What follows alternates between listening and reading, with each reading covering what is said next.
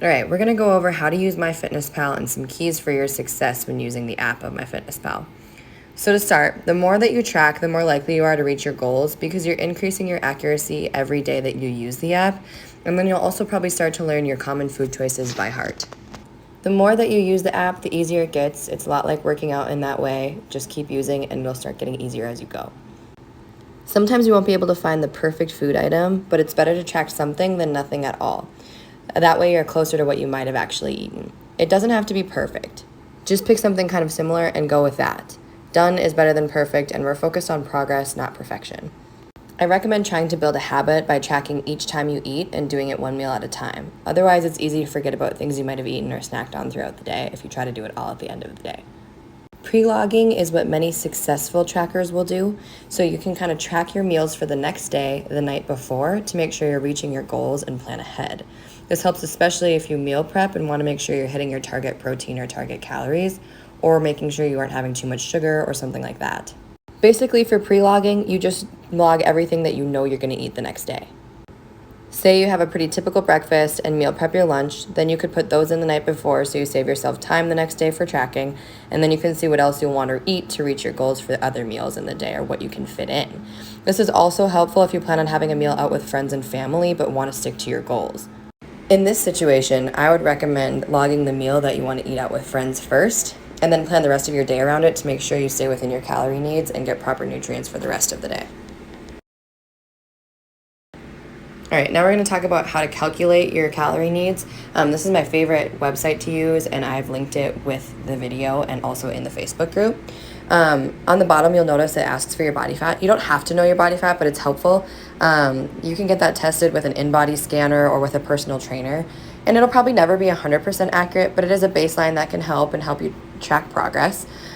Women always have higher body fat than men naturally because of our hormones, and we can sometimes come up even higher on BMI and body fat testing because of our curves. So it's not something to take super seriously, but it is just a good measure of progress, and it can kind of help you adjust your calories, especially if you're super athletic. Then I find it helpful. So here I'm just kind of showing you how to sign up. When you first download the app, it'll ask you a bunch of questions to get you started. You'll need to go through these to set up your account, even though it'll end up giving you a calorie count that you might not really want. In some cases, it kind of works out, but a lot of the times it'll give you calories that aren't actually what you want for your weight loss goals or your muscle building goals. So I'm going to show you how to edit those right now. I'll also show you how to track right now. MyFitnessPal will probably try to sell you on their premium membership every time you log in. There's nothing wrong with a premium membership. It's actually pretty helpful if you want it, but you definitely don't need it. First here, I'm going to show you how to track, and then after that, we'll show you how to change your calorie needs. One thing that's important to note too is that you can use MyFitnessPal to track nutrition, workouts, water that you've consumed throughout the day, and your body weight. But I recommend only using it for nutrition. If you put workouts in, the calories are often inaccurate on what you burn, and it'll skew your calorie needs for the day, so I would skip that part. Also, if you adjust your weight, it can adjust your calorie needs as well, and then you'll need to, again, re-enter your own calorie needs, so I wouldn't mess with that either. So when you first log into the app, you're going to see that blue plus button at the bottom of the screen. You want to click on that first and then click food. It'll let you choose what meal you're logging. I eat several times a day, so I just put it all under the same one. You can log them specifically, but it really doesn't matter. Then it'll bring you to a search bar where you can type in the food you're going to eat. Luckily, MyFitnessPal has been around for years, so it has a pretty great variety of foods to choose from. Let's try an example meal. Start by typing in a food item. Let's say for this meal that it's tilapia. Search tilapia and then add in how much you had. This is why I usually weigh my food out. Then I get the most accurate representation of what I ate. On every food item, you can adjust the serving size or the number of servings to make sure you're having the right amount that you actually had. You can also scroll down and see all the nutrition facts, including your micronutrients. Then we're going to add the olive oil that we use to cook the meal. So here you're going to see me search that and then add in the 1 tablespoon. Sorry, the premium buttons were jumping up on my screen right there because I just re-downloaded it.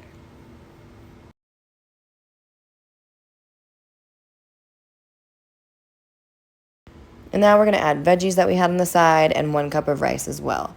I don't normally add the spices that I use because they don't add any extra calories, but I will add sauces if I use them or any beverages I had with the meal unless it's water. And then once you're done with all of this, your entire meal is logged. You continue this for each meal all day long. You want to make sure you get your snacks in there too. And then at the end of each day, you can see your total overall calories and macronutrients and micronutrients consumed. You can see your calories at the top. You will be able to see it like all the time when you're logging. I'll circle it in just a second when it pops back up.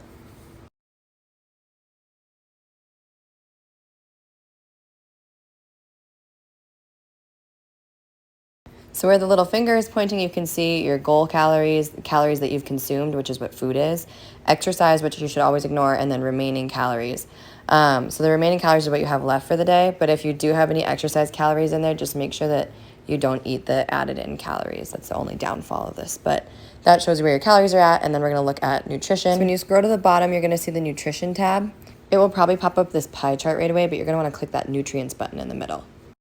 Here you'll be able to see all of your macronutrients and micronutrients for the day. It only goes by the day, not per meal, but you can look at it any time of day so you can see how far you are on your goals and everything like that too.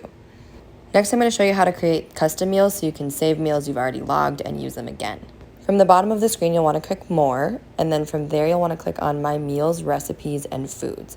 And that'll bring you to the next page where we can add them in. Here you can add in any food items MyFitnessPal does not already have in the app.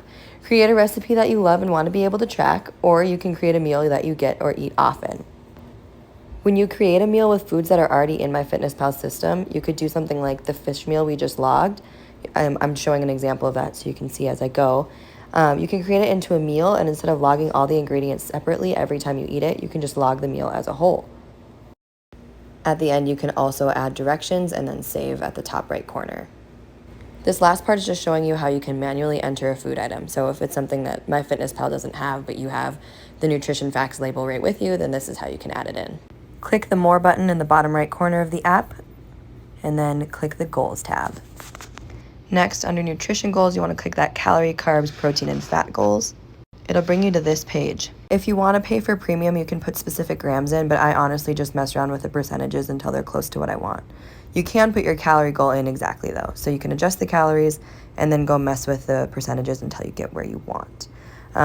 Usually your protein needs will be somewhere around 30 to 40% of your calorie intake. Fat will be 25 to 35%, bare minimum 25%, and then carbs will take up the remaining percentages. Remember, your protein, you want 1 gram per pound of your ideal body weight. So I try to find the closest to that and more over less than your ideal body weight. All right, that's everything for the video. Thanks for watching. I hope it was helpful for you. If you have questions, you can DM me on Instagram or shoot me an email at the email below.